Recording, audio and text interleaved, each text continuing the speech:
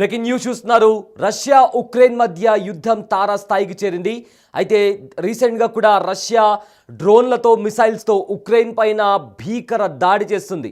ఇప్పటికీ ఈ దాడుల్లో కొంతమంది చనిపోయినట్లు కూడా తెలుస్తుంది. అండ్ చాలామందికి కూడా గాయాలైనట్లు కూడా ఇప్పటికే కొన్ని అంతర్జాతీయ మీడియా కథనాల్లో కూడా వస్తున్నాయి.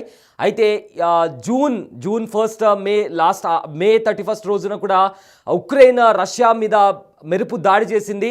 ఒక సీక్రెట్ మిషన్ స్పైడర్ వెబ్ పేరు మీద రష్యా పైన దాడి చేసిన నేపథ్యంలో రష్యాకు చాలా అతి భారీ నష్టం కలిగింది, అతి భారీ ఆస్తి నష్టం కలిగింది. ఒక 40కి పైన యుద్ధ విమానాలు కూడా ఆ దాడిలో ధ్వంసమయ్యాయి. అయితే అప్పుడు పుతిన్ చాలా సీరియస్గా వార్నింగ్ ఇచ్చారు. మేము చేయబోయే ప్రతీకార దాడి చాలా ప్రమాదకరంగా ఉండబోతుంది.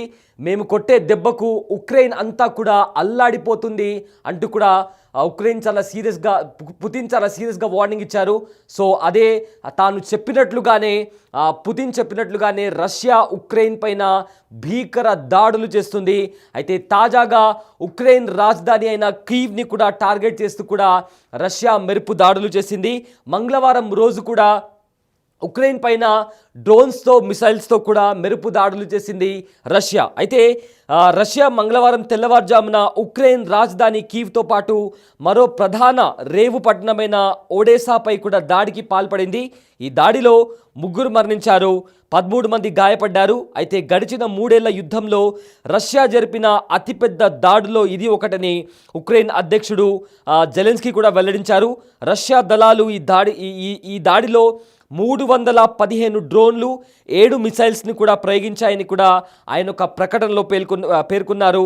అయితే ఈ దాడిలో అధిక భాగం ఇరాన్కు చెందిన షహీద్ డ్రోన్లను వినియోగించారు. శాంతి స్థాపన కోసం అమెరికా చేస్తున్న ప్రయత్నాల కన్నా రష్యా మిసైల్స్ అదేవిధంగా షాహిద్ డ్రోన్లు బలంగా ఉన్నాయని జెలెన్స్కీ అన్నారు. అయితే రష్యన్ ఆర్మీకి సంబంధించిన వాళ్ళు ఉన్నారో వాళ్ళ లక్ష్యాలను కాకుండా సామాన్య పౌరులపైన దాడికి పాల్పడుతున్నారంటూ కూడా జెలెన్స్కీ చెప్పడం జరిగింది. అయితే ఎక్కువగా మొన్నటి వరకు కూడా వాళ్ళ టార్గెట్స్ అనేవి చాలా ప్రాపర్గా హిట్ అయ్యేవి. కానీ ఇప్పుడు ఏకంగా ఎవరైతే అమాయక ప్రజలు ఉంటారో, స్థానికులు ఉంటారో వాళ్ళపైన దాడికి దిగుతుంది రష్యా అని చెప్తూ కూడా జెలెన్స్కీ ఈ నేపథ్యంలో మాట్లాడడం జరిగింది. అయితే మొత్తం మీద చూసుకుంటే రష్యా ఇంకా ఉక్రెయిన్ మధ్య జరుగుతున్న యుద్ధం తారాస్థాయికి చేరింది. బిగ్ టీవీ స్క్రీన్ పైన కూడా దానికి సంబంధించిన విజువల్స్ కూడా మనం చూస్తున్నాము. నిన్న ఏకంగా హాస్పిటల్స్ని టార్గెట్ చేస్తూ కూడా రష్యా దాడికి దిగింది. దీంతో ఆ హాస్పిటల్స్కి సంబంధించిన కొన్ని భవనాలు కూడా పెద్ద భవనాలు కూడా నేల రాలాయి. సో చాలా వరకు కూడా కీవ్లోని కూడా ప్రధాన నగరమైన కీవ్లోని కూడా చాలా భవనాలు కూడా ధ్వంసమయ్యాయి. రష్యాకి చెందిన మిసైల్స్తో పాటు రష్యా ఇరాన్కి సంబంధించిన కొన్ని డ్రోన్స్ని కూడా వాడుతుంది. దీంతో పూర్తిగా ఉక్రెయిన్ ఉక్కిరిబిక్కిరవుతుంది. ఎటువైపు నుంచి ఏ డ్రోన్ వచ్చి స్ట్రైక్ చేస్తుందా, ఏ మిసైల్ వచ్చి ఢీకొంటుందా అనే భయంతో కూడా ఉక్రెయిన్లోని ప్రజలు తల్లడిల్లిపోతున్నారు. సో మొత్తం మీద గత 3 ఏళ్లలో కూడా ఈ యుద్ధం జరుగుతుంది. కానీ ఎప్పుడు లేని విధంగా అతిపెద్ద డ్రోన్ అటాక్ అదేవిధంగా మిసైల్ అటాక్ చేస్తుంది రష్యా. దానికి కారణం రీసెంట్గా ఉక్రెయిన్ జరిపిన అతిపెద్ద దాడి. ఉక్రెయిన్ చేసిన దాడుల్లో రష్యాకు కోలుకోలేని ఎదురుదెబ్బ తగిలింది. కొన్ని వేల కోట్ల ఆస్తి నష్టం జరిగింది. సో ఈ నేపథ్యంలోనే రష్యా అధ్యక్షుడు వ్లాదిమిర్ పుతిన్ కూడా హెచ్చరించారు. మేము చేయబోయే ప్రతీకార దాడి చాలా భయంకరంగా ఉండబోతుంది. ఏకంగా ఉక్రెయిన్ను ప్రపంచ పటం మీద లేకుండా చేయబోతున్నామంటూ కూడా పుతిన్ చాలా సీరియస్గా వార్నింగ్ ఇచ్చిన నేపథ్యంలో తాను చెప్పినట్లుగానే ఇప్పుడు ప్రజెంట్ రష్యా చేస్తున్న దాడుల్లో ఉక్రెయిన్ అయితే ఉక్కిరిబిక్కిరవుతుంది. హాస్పిటల్స్ని అదేవిధంగా ప్రధాన నగరాలైన ఉక్రెయిన్కి సంబంధించిన ప్రధాన నగరాలను టార్గెట్ చేస్తుంది, హాస్పిటల్స్ను టార్గెట్ చేస్తుంది. అయితే ఈ నేపథ్యంలో జెలెన్స్కీ కూడా ఒక ప్రకటన విడుదల చేయడం జరిగింది.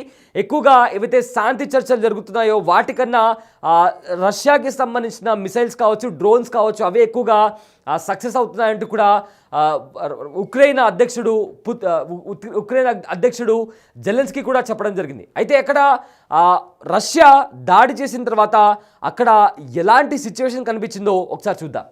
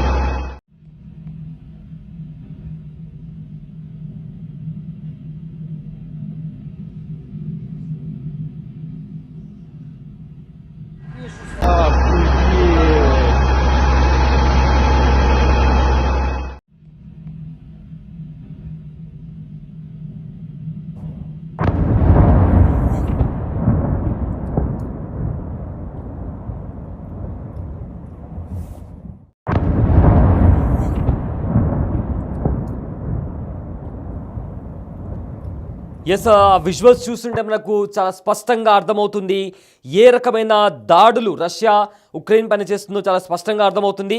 అయితే ఇదే రీతిలో గత 3 రోజుల నుంచి కూడా రష్యా డ్రోన్స్తో మిసైల్స్తో విరుచుకుపడుతుంది.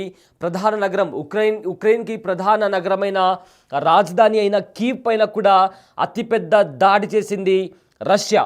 సో ఇప్పుడు ప్రజెంట్ అక్కడ హాస్పిటల్స్ పైన కూడా దాడి జరిగింది.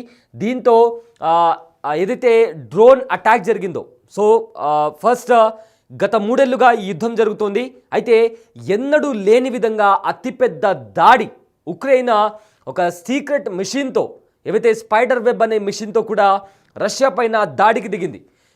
కొన్ని వందల డ్రోన్లతో దాడికి దిగింది. దీంట్లో కొన్ని అతి ముఖ్యమైన యుద్ధ విమానాలు, బాంబర్ ప్లేన్స్, వాటిపైన ఉక్రెయిన్ దాడికి దిగింది. అయితే ఈ దాడిలో రష్యాకి కొన్ని వేల కోట్ల ఆస్తి నష్టం జరిగింది. సో దీంతో ఆ కోపంతో రగిలిపోయిన పుతిన్ కూడా చాలా సీరియస్ స్టేట్మెంట్స్ ఇచ్చారు. మేము చేయబోయే దాడి ఖచ్చితంగా ఉక్రెయిన్ తట్టుకోలేదు, ఇంకా మేము వెనక్కి తగ్గము, ఈ దాడిని మేము తీవ్రంగా ఖండిస్తున్నాము. అయితే ఇంకొకసారి ఉక్రెయిన్ మా పైన దాడి చేయాలంటే కూడా భయపడేలాగా మా ప్రతీకార చర్య ఉంటుందంటూ కూడా, మా ప్రతీకార దాడి ఉంటుందంటూ కూడా పుతిన్ చాలా సీరియస్గా వార్నింగ్ ఇచ్చారు. అయితే పుతిన్ వార్నింగ్ ఇచ్చినట్టుగానే రష్యా గత 3 రోజులుగా కూడా ఉక్రెయిన్ పైన మిసైల్స్తో, డ్రోన్స్తో కూడా దాడి చేస్తుంది. అండ్ ఆల్సో ఈ డ్రోన్స్ అయితే ఇరాన్ డ్రోన్స్ అని కూడా చెప్తున్నారు, షహీద్ డ్రోన్స్ అని కూడా చెప్తున్నారు. అయితే ఈ డ్రోన్స్ ఏకంగా హాస్పిటల్స్ని కూడా వచ్చి స్ట్రైక్ చేస్తున్నాయి. హాస్పిటల్స్ పైన కూడా రష్యా దాడికి దిగుతుందంటూ కూడా జెలెన్స్కీ చెప్తున్నారు. అండ్ ఆల్సో ఇన్ని రోజులు రష్యా చేస్తున్న దాడుల్లో, ఇప్పుడు చేస్తున్న దాడుల్లో చాలా డిఫరెన్స్ కనిపిస్తుంది. కొంచెం కూడా కనికరం లేకుండా ఏకంగా ఎక్కడైతే అమాయక ప్రజలుంటారో వాళ్ళపైన దాడి చేస్తుంది రష్యా.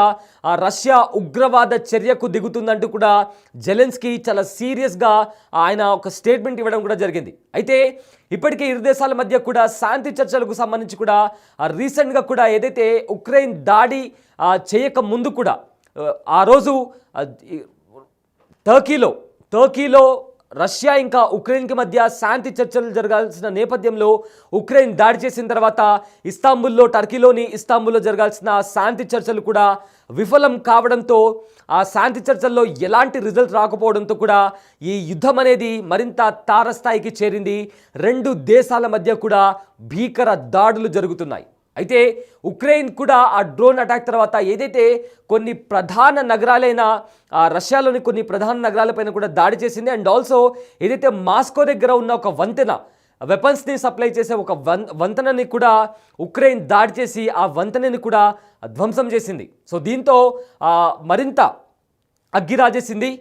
ఇక ఉక్రెయిన్ మేము వెనక్కి తగ్గము అంటూ కూడా మిసైల్స్ ఇంకా డ్రోన్స్తో కూడా ఉక్రెయిన్ పైన మెరుపు దాడులు చేస్తుంది. సో దీంతో దిక్కుతోచని పరిస్థితుల్లో ఏం చేయాలో అర్థం కాక కూడా ఉక్రెయిన్ రిటాలియేట్ చేయలేని పరిస్థితి కూడా కనిపిస్తుంది. ఎందుకంటే వదిలిన ప్రతి డ్రోన్, ప్రతి మిసైల్ కూడా ఉక్రెయిన్లో ఉన్న ఏవైతే హాస్పిటల్స్, అదేవిధంగా కొన్ని ప్రధాన స్థావరాలు, అదేవిధంగా కొన్ని ఎత్తైన భవనాలను కూడా ఢీకొని అక్కడ అవి పూర్తిగా ధ్వంసమైపోతున్నాయి. చాలా వరకు కూడా అక్కడ పేలుళ్లు సంభవిస్తున్నాయి. దట్టమైన పొగ కూడా అలుముకుంది. చాలా దయనీయమైన పరిస్థితులు ప్రజెంట్ ఉక్రెయిన్లో కనిపిస్తున్నాయి. బిగ్ టీవీ స్క్రీన్ పైన కూడా మనం చూస్తున్నాము. ఆ మిసైల్స్ ఇంకా డ్రోన్స్ స్ట్రైక్ అయిన తర్వాత ఎలాంటి పేలుళ్లు సంభవిస్తున్నాయి, అక్కడ దట్టమైన పొగ కూడా అలుముకుంది. ఆ తర్వాత అక్కడ పూర్తిగా ధ్వంసమైన తర్వాత ఎలాంటి దృశ్యాలు అక్కడ ఉన్నాయో కూడా మనకు చాలా క్లియర్గా, చాలా స్పష్టంగా బిగ్ టీవీ స్క్రీన్ పైన కూడా మనం చూడొచ్చు. సో గత 3 ఏళ్లుగా జరుగుతున్న యుద్ధంలో ఎన్నడూ లేని విధంగా అతిపెద్ద దాడులకు దిగుతున్నాయి ఇరు దేశాలు. అటు ఉక్రెయిన్ కూడా రీసెంట్గా అతిపెద్ద దాడికి దిగితే, రష్యా కూడా ఎన్నడూ లేని విధంగా హాస్పిటల్స్ని కూడా టార్గెట్ చేస్తూ రష్యా కూడా ఈ దాడికి పాల్పడుతుంది. దీంతో ఉక్రెయిన్ ఇంకా రష్యా మధ్య జరుగుతున్న యుద్ధం తారాస్థాయికి చేరుకుందని చెప్పుకోవచ్చు.